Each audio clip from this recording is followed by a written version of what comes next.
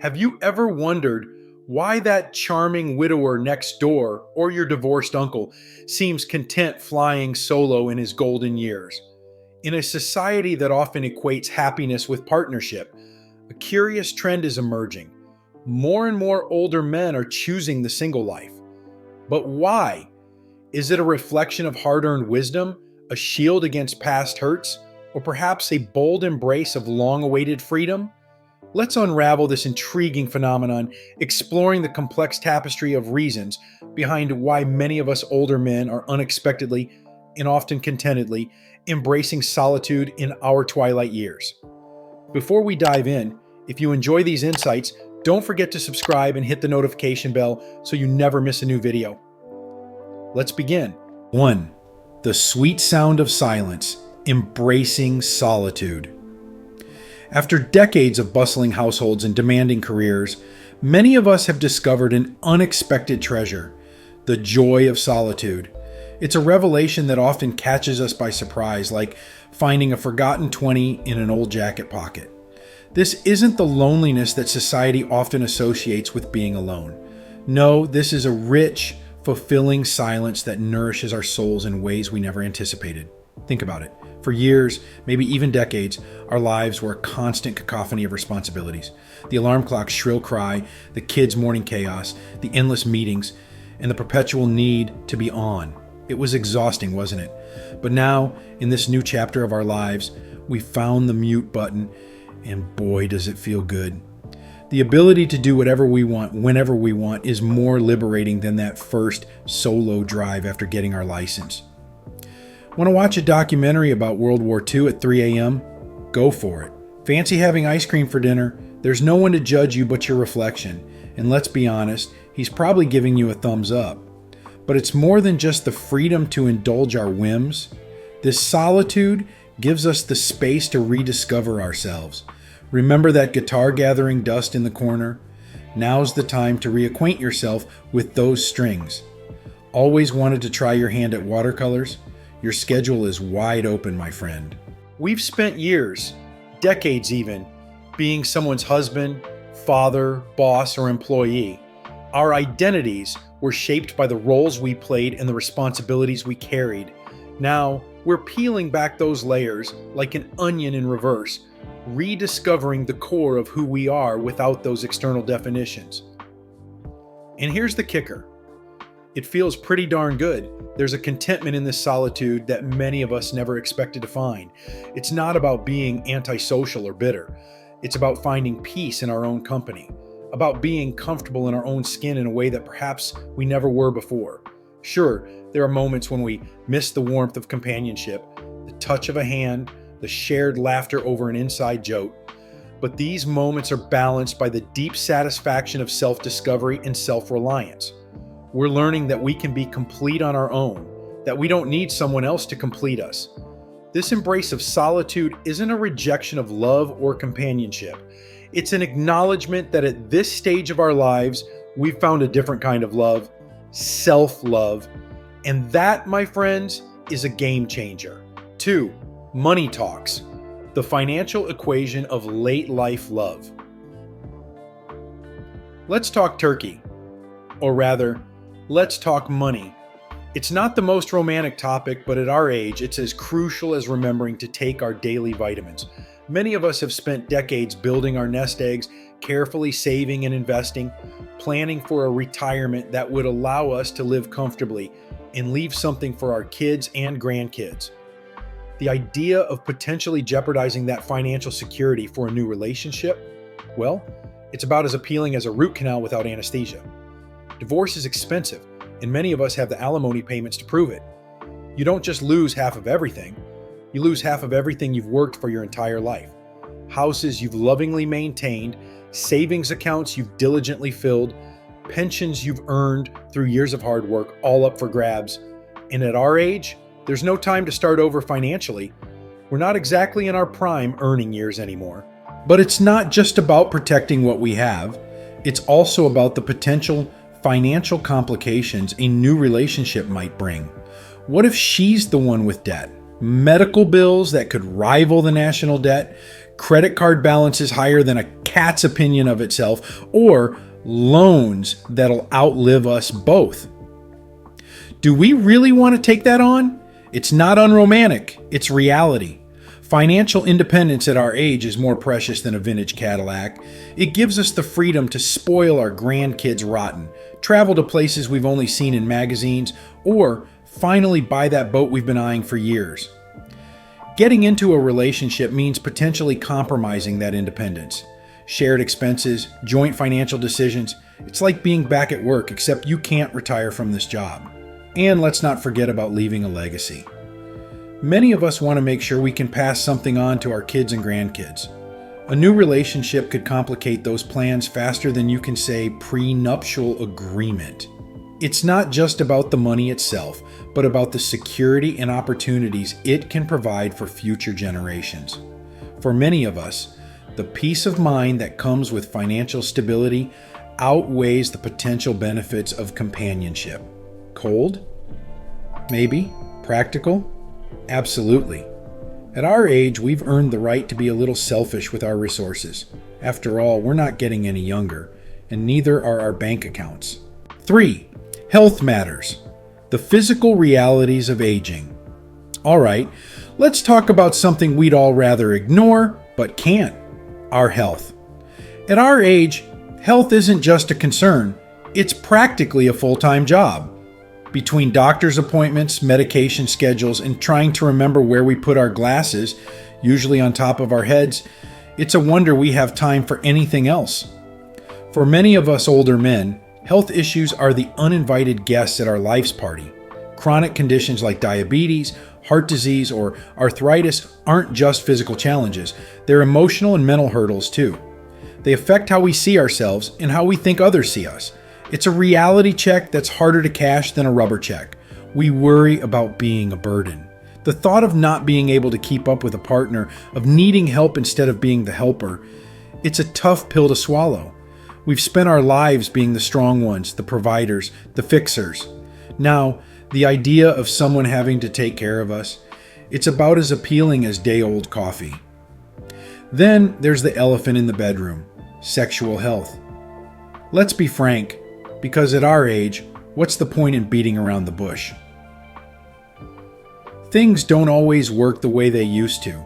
Medications, stress, or just the natural aging process can affect performance and libido. It's frustrating, embarrassing, and for many men, it's easier to avoid the issue altogether by staying single. But it's not just about sex. Intimacy in general becomes more complicated. We might not have the energy for long walks on the beach or dancing the night away. Our idea of a wild night out is being in bed by 9 p.m. with a good book. Finding someone who understands and accepts these limitations, it's tougher than getting the lid off a new pickle jar. So, we adapt. We focus on our health as best we can. We find other ways to stay active and engaged. But for many of us, the idea of bringing someone else into this medical minefield seems unfair to them and to us. It's not giving up. It's being realistic. We're choosing what's best for us at this stage of life. And sometimes that means choosing to be alone rather than risking being a burden or facing the potential embarrassment of our bodies letting us down. Remember, we come from a generation where men were supposed to be strong, virile, and independent. Admitting to health limitations, especially to a potential partner, that's harder than admitting we need directions. So we often choose the path of least resistance, staying single, focusing on our health, and maintaining our independence for as long as we can. 4. Family matters. Navigating complex relationships. Now, let's wade into waters more complicated than a soap opera plot. Family dynamics. Dating at our age isn't just about two people, it's about two families, two sets of grandkids, and enough emotional baggage to sink the Titanic. It's like trying to merge two corporations, except instead of shareholders, you've got opinionated adult children and grandkids who think they know best. Most women our age come with a ready-made family. Kids, grandkids, maybe even great-grandkids. They're package deals, and that package sometimes comes with more strings attached than a marionette. It's not that we don't like kids. Heck, many of us are doting grandfathers. But there's a world of difference between spoiling our own grandkids and suddenly being expected to play grandpa to a whole new brood. Imagine this scenario. You're 80, you finally figured out how to use the TV remote without calling your grandson for help, and suddenly you're thrust into a new family dynamic. You're not just dating Ethel, you're navigating relationships with her adult children who might see you as nothing more than an interloper with eyes on their inheritance. Thanksgiving dinners, more stressful than a tax audit. And it's not just about the kids. It's about the whole family dynamic. Many women our age are the glue that holds their families together. They're babysitting grandkids, caring for aging siblings, hosting family dinners. Getting involved means signing up for all of that. It's like joining a circus without any training. Exciting maybe, but also terrifying and potentially hazardous to your health. Let's not forget the other side of the coin, our own families. Our kids might not be thrilled about dad dating again. They might worry about their own inheritance or feel like we're trying to replace their mother. It's a minefield of emotions, and at our age, we'd rather avoid anything that might raise our blood pressure. Then there's the issue of blending families. It's hard enough getting our own kids to agree on where to have Christmas dinner. Trying to blend two families, each with their own traditions, dynamics, and drama. It's like trying to mix oil and water, except the oil is on fire and the water is actually gasoline. Many of us have spent years carefully crafting a peaceful existence. We've got our routines, our quiet time, our ways of doing things. The idea of disrupting all that for a new relationship, it's about as appealing as a root canal without anesthesia. So, we choose simplicity. We opt for peace over potential family feuds. We decide that the drama-free zone we've created for ourselves is worth more than the possibility of romance. It's not that we don't want love, it's that we want peace more. And if that means staying single, well, at least we know there won't be any arguments about whose turn it is to host Thanksgiving. 5. The freedom factor. Embracing independence. Now, let's talk about something that might ruffle a few feathers. The sheer, unadulterated joy of independence. It's not just about doing what we want when we want, though that's a pretty sweet perk. It's about rediscovering who we are without the labels of husband, partner, or significant other. It's like getting a chance to rewrite our own story. But this time, we're both the author and the main character. Remember how exciting it was to get your own place for the first time? Well, this is like that.